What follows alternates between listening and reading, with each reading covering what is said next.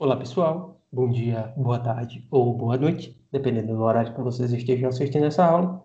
Bem, e na aula de hoje, que seria a última aula, vamos fazer uma revisão geral do que a gente foi passado com o passar da pandemia, dando aula online para vocês. Bem, vamos lá. Na primeira aula, a gente aprendeu sobre que tem a separação dos tipos de conhecimento e vimos que um testezinho que a gente vai mostrar para vocês. Paciente, vou provar agora. Deus quiser que manga com leite não mata. Uma lapada aqui de leite.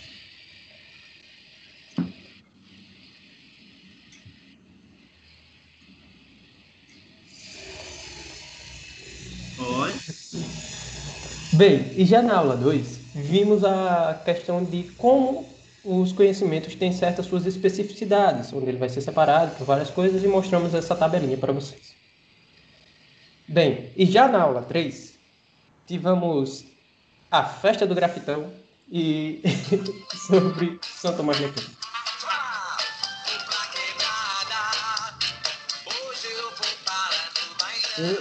Opa.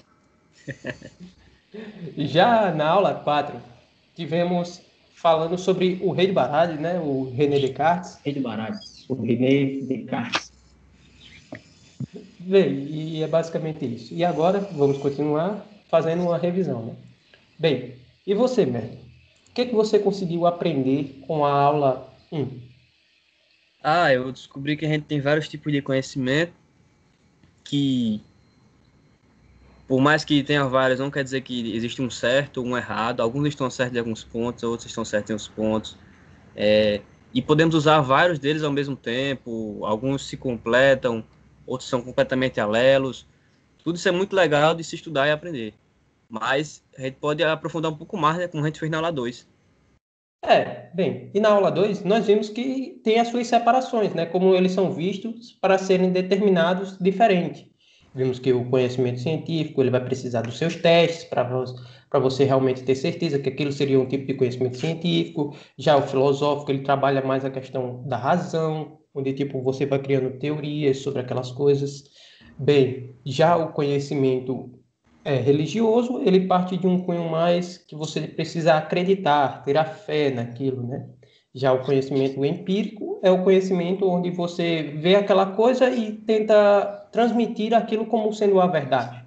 Bem, e na aula 3, Javier, o que você conseguiu aprender sobre isso? Na aula 3, eu lembro que falamos sobre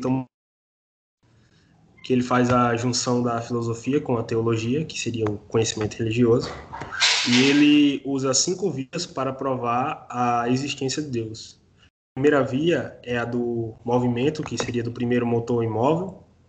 A segunda, da causalidade eficiente. A terceira via é da contingência. A quarta via, dos graus de perfeição dos entes. E a quinta via é a via, diz que é a maior prova da existência de Deus, que é o governo do mundo, que o mundo só pode ser governado por um ser, e esse ser seria Deus. E depois de Tomás de Aquino, a gente viu sobre de Baralho, Descartes, que Descartes parte depois de Tomás de Aquino com essa escola sai da escolástica para a filosofia mais moderna, e René Descartes usa o método cartesiano com as regras da evidência, que só aceita algo como verdadeiro desde que isso seja evidente nas suas ideias, com ideias claras e distintas, e a análise de dividir dificuldades em quantas partes foram necessárias. Não lembro bem as duas. Você lembra mesmo? As duas partes do método cartesiano?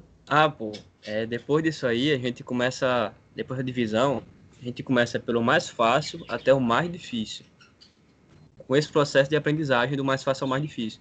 E depois, a gente se questiona e questiona se aquilo realmente está certo, porque não adianta eu fazer um processo que vai subindo se eu fiz a base errada. Se eu fiz a base errada, eu fiz tudo errado. Então, essa é a parte importante ali no final, sempre rever e questionar se aquilo realmente está certo ou não, porque se estiver errado, a gente volta tudo novo, não perde tempo. Bem, exatamente isso, né? E vamos ver se eu aprendi. O primeiro, ele seria a evidência. O segundo, você teria que analisar aqueles fatos. O terceiro seria a síntese.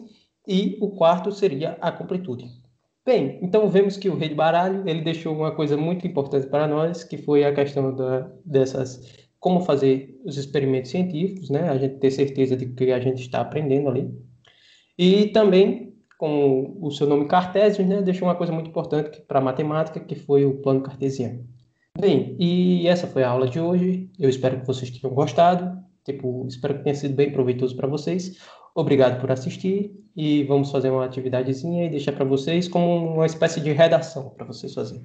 Bem, e vou me despedindo por aqui e quem Valeu, sabe até galera. uma próxima. É,